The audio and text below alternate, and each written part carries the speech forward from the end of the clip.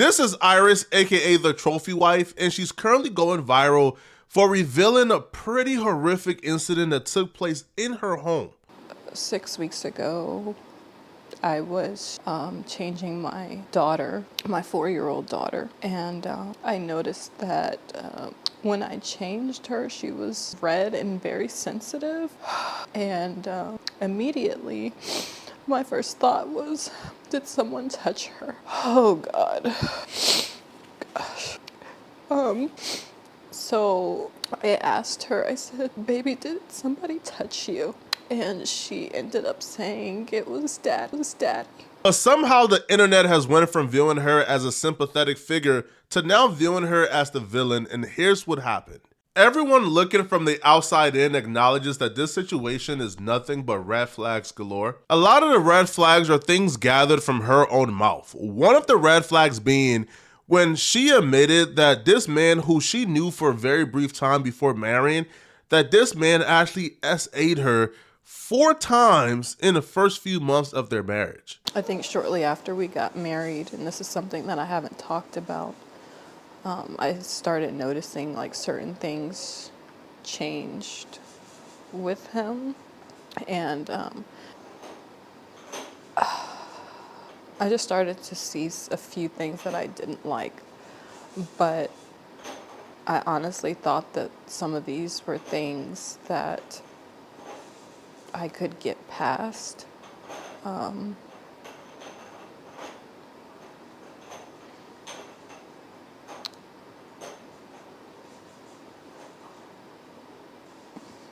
It's like sad to even say like I could get past some of these things. I don't even know where to start. Anybody with a heart watch that and try their hardest not to be judgmental. They really would try their hardest not to be judgmental, taking everything into consideration. If everything she's saying is true, she's already dealing with a lot. So anybody with a heart will look at that and try their hardest not to be judgmental towards her or hard on her. But how do you not be judgmental? How do you not judge somebody who's telling you that the man they knew for a very brief time, and we'll discuss how brief in a minute, for a very brief time, the man she knew for a very brief time, raped her 4 times very early into her knowing him. They were already married, right? But still very early into her knowing him, he raped her 4 times, and she decided that was something she could move past from. How? How does somebody move on from being raped 4 times? How does somebody apologize for raping somebody 4 times? Oh, I'm sorry, the first 4 times was me just acting out of my body, but that's not really me. How does this happen, and how do you move on from this? And especially, you're coming into this relationship with children. So how do you have kids with you and you let those kids stay in the house with a man who personally proved to you that he's a rapist because he raped you 4 times? Things like this is just unacceptable, and people have to be held accountable. They just have to be.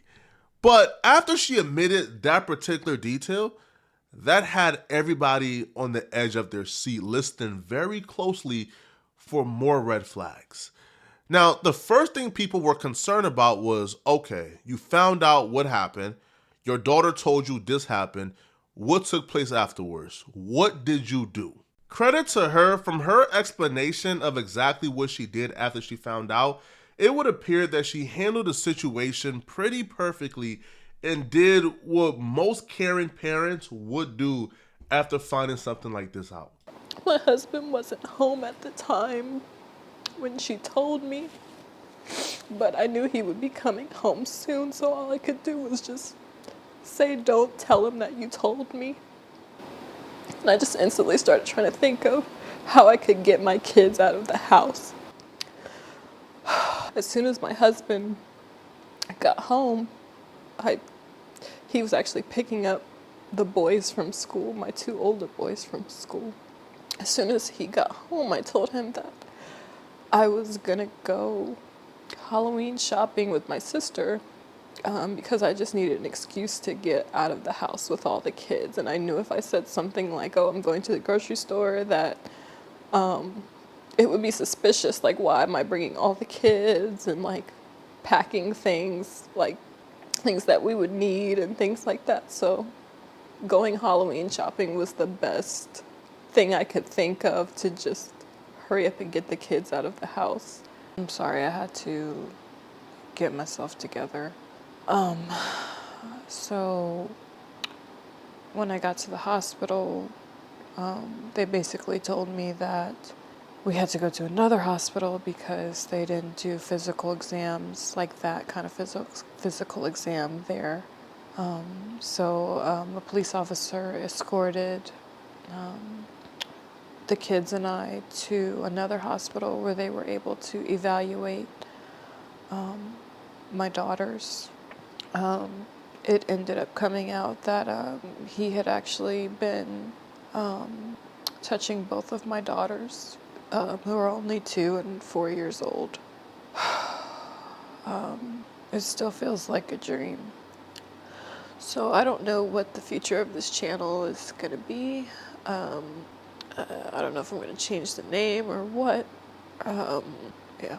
Removed the kids from the home immediately, took them to the hospital, and got police involved. Even though the police didn't get involved because Iris called them, they got involved because they initially went to one hospital, but the hospital let them know that we can't do an examination like this. You have to go here. But the hospital wouldn't let her leave with the kid without the police getting involved. So the hospital called the police to watch the kid as they went to get the other examination done. Iris left the story on a cliffhanger and left a lot of questions unanswered, which encouraged people to seek the answers for themselves. One of them being, was the person who did this to those girls, were they arrested, apprehended? What happened? And the more questions that got answered after the fact, each question that got answered made Iris look even more horrible. Every turn it went, Iris looked bad. The first main question was the father ever arrested? The answer is no. The father was never arrested. The police never apprehended him, detained him. He was never put in cuffs. He wasn't charged with anything. So the first thing that comes to people's mind is, okay, so why wasn't the father ever arrested? Why wasn't he ever put in cuffs? And if he wasn't put in cuffs and this is an active investigation, why would you bring this to the internet and put it on your YouTube channel and keep the video fully monetized? Like, what are you doing? Like, why would you risk the investigation like this if this is still an open investigation? It just didn't make sense. But the answers that we would get for that particular question, which we would discuss a little later, made Iris look horrible because Iris didn't disclose this initially. Now, before we get to that particular answer as to exactly why the husband hasn't been arrested yet, and maybe tackle the veracity of those statements, we have to discuss what people found digging into Iris's past. You see, when the video went viral, we just saw the video in a woman named Iris. Nobody knew who the trophy wife was because she had a relatively small channel. It wasn't until after the fact people began to find out exactly who Iris was, what she did, what her mission statement was, what was her niche, and it rubbed a lot of people the wrong way. Because truly, the work that Iris was in, you have to be a morally bankrupt person, a true deplorable, to even engage in work like this. See, Iris' entire life mission was to teach women how to manipulate rich men into marrying them fast. It wasn't teaching women how to find a man of good character, a man of morals who likes you for you to marry you. It was to finesse and manipulate rich men into giving you things and marrying you. That was Iris's mission statement. Hey ladies, so I want to talk about looking like money to attract money. So when you go out, you need to try to look as expensive as possible. Now, what may happen is that you may start getting approached less, but this is a good thing because only men that can afford you are going to start to approach you. You'll start getting less quantity and more quality men that are coming up to you. And a lot of time, provider men will flirt by giving you their business card. So if that's ever happened to you, it's not because he was trying to get some business. It's because he was trying to get some of you. Okay? Isis believed that she was so good at this that she could get any woman a rich man. So she was dropping tutorials. She had a one-on-one coaching session to where women could sign up and pay for her to tutor them. She even had a podcast coming where she was going to teach women how to find these rich men and get them to marry. The reason why other women found Isis credible enough to where they were willing to pay her to teach them how to find rich men who were suckers enough to marry them very quickly after meeting them and dating without a prenup was because Isis' life was the only testimonial she needed. She was living the dream, and she was offering to teach women how to live the particular dream that she's currently living.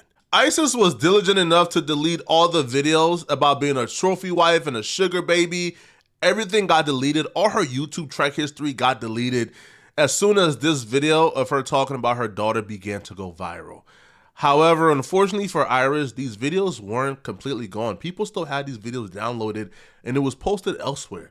And when people began to discover the videos, especially the one that we're about to review of how she met her husband, after people found the video of her describing how she was able to manipulate her husband to marry her, even though he only knew her very briefly, people stopped looking at Iris as a sympathetic figure, and they looked at Iris as an enabler.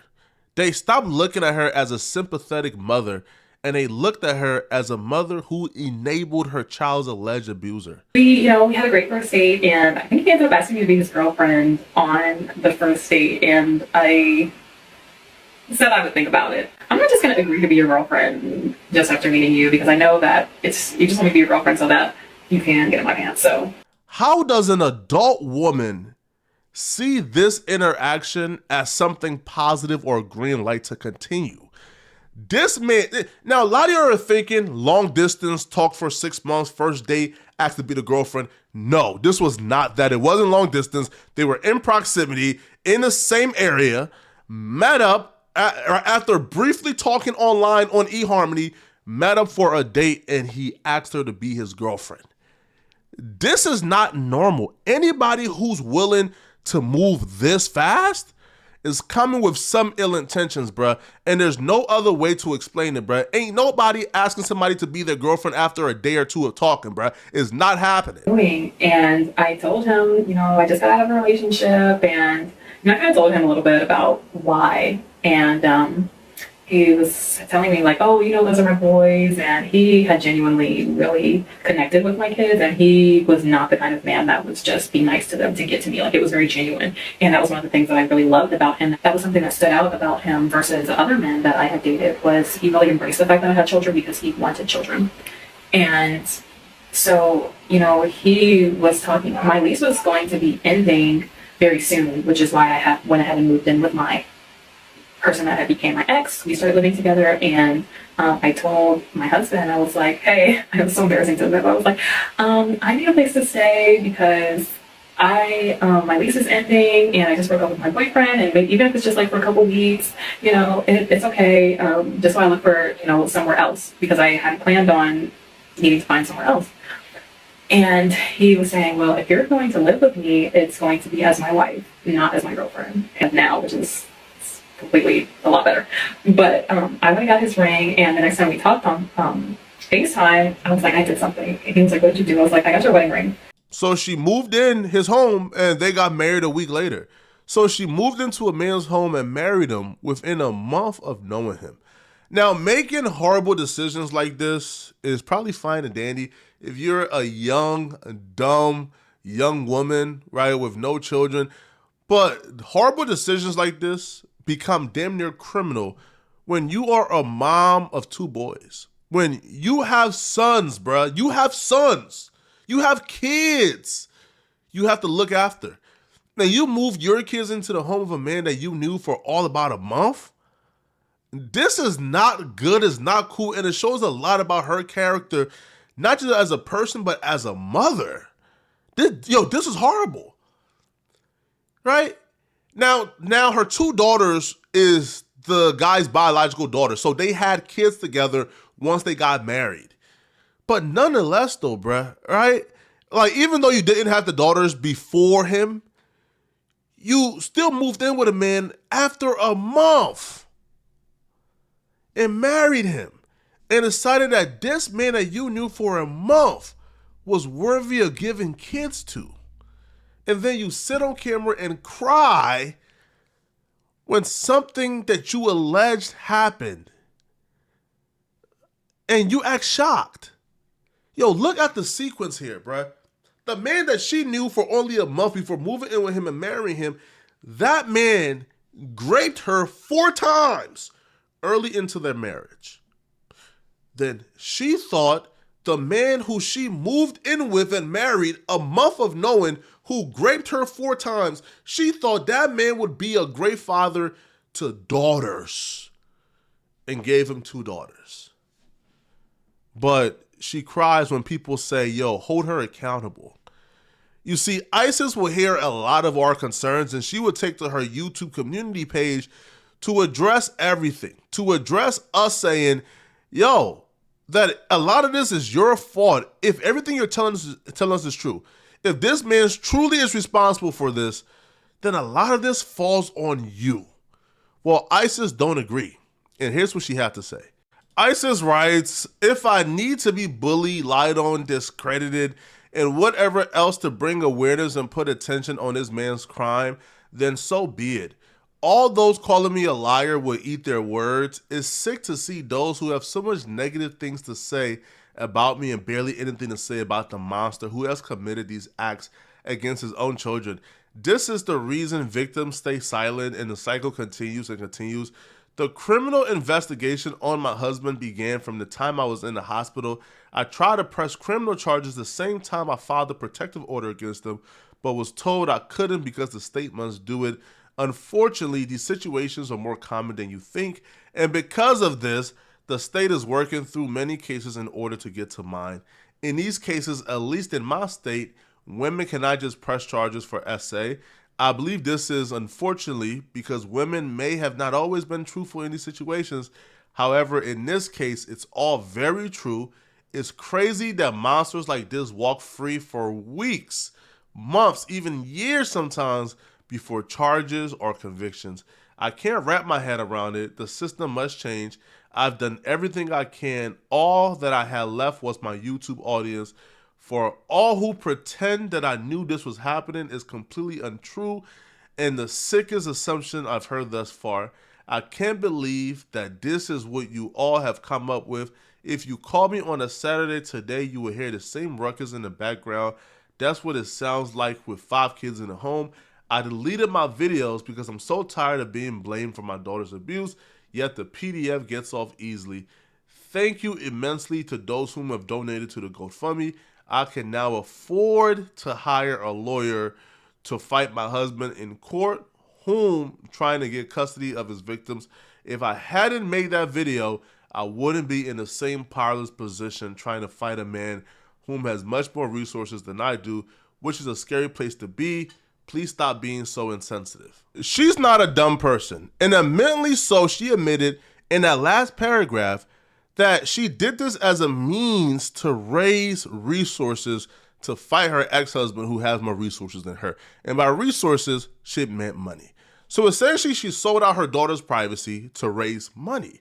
And a lot of people have a problem with that because the first thing they tell you when there's an active investigation is stay quiet. You don't know what you're gonna say that's gonna put this investigation at risk. What if you coming out and laying down your entire defense of why you believe your ex-husband did this? What if you doing that prepares him now to lay out his counterpoints and his lies if he did it? Or what if you starting a GoFundMe and raising $9,000? What if that helps him in court? Now he comes to court and say, hey, bruh, she only did this to raise money and for internet fame and clout. Now that's a solid defense. Hey, bruh, she's lying on me, and here's why. So you never know exactly what you're gonna do that's going to affect this investigation, but you doing this is crazy. Right? It's crazy, especially if the investigation isn't even over yet. So there's not even, a definitive, he did this. What if the police, starts investigating and finds text messages and proof of somebody else who was watching the kid that did it? Right? Or somebody else in the household who may have did it. right? You don't know. But you rush into the internet. I don't know, bruh. It says a lot. Now, in terms of guilt, in terms of is the husband guilty? Well, somebody in the family, right, the husband's niece, she's saying no, Isis is lying. She's saying the husband did not do it, but they know who did it. And there's a reason why Isis left out some details of the story, and Isis is actually trying to protect this person by giving the ex-husband the fall. Hello, everyone. My name is Dee, and I am the niece of the trophy wife's husband.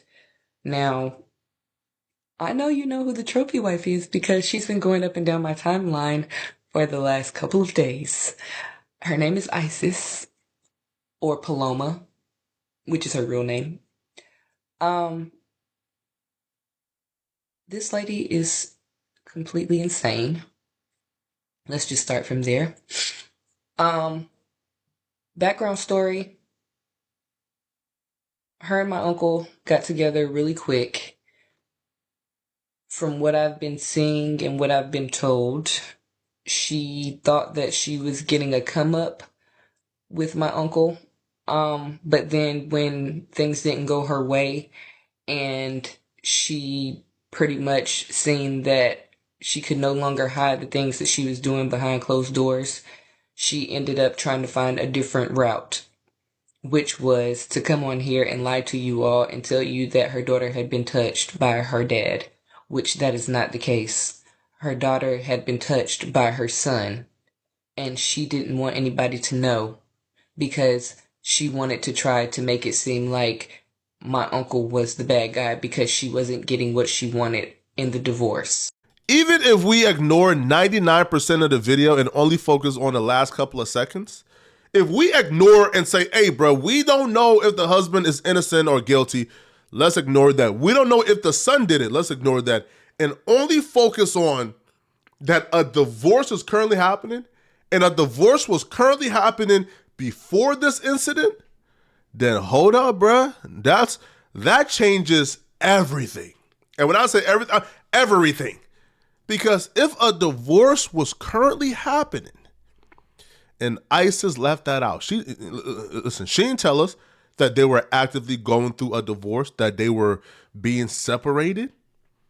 If that's the case, then that's a red flag, bruh. Right? That Isis will leave that out if this is true, that she would leave that out. Because if you tell the public, hey, bruh, me and my husband is currently going through a divorce, and while going through the divorce, I found out that he touched our daughter, a lot of us will give you the side eye, right? And the side eye will come because obviously there's the presumption of if you're going through a divorce, you're trying to do whatever you can do to make that person look like the most horrible, nastiest person on earth so you could get the most out of this divorce and take the most assets with you. So there's a reason why she left that out if that's true. Now, she will go on to explain that this incident with the daughter is no secret in the family. It's already a thing, and that it was discovered that the daughter once said that the son did it, and after the daughter said the son did it, the father was irate. The father was taking steps to separate the daughter from the son. And it's Isis who was doing everything in her power to make sure the son don't suffer repercussions for what he allegedly did. The girls and the last baby are a part of my family. And if they're being harmed in any kind of way, I definitely would want to stand up for them, for sure. But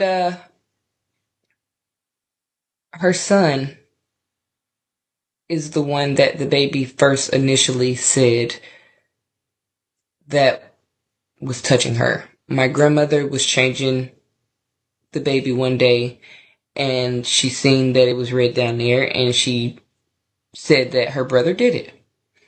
Now, when they went to court, the court did not believe what she was saying because Paloma had already put, or Isis had already put out a case against my uncle because my uncle was furious when he found out that her oldest son was touching the girls. So he went out and tried to, seek help to figure out what he should do about getting her son away from the girls so that they would no longer have to go through this.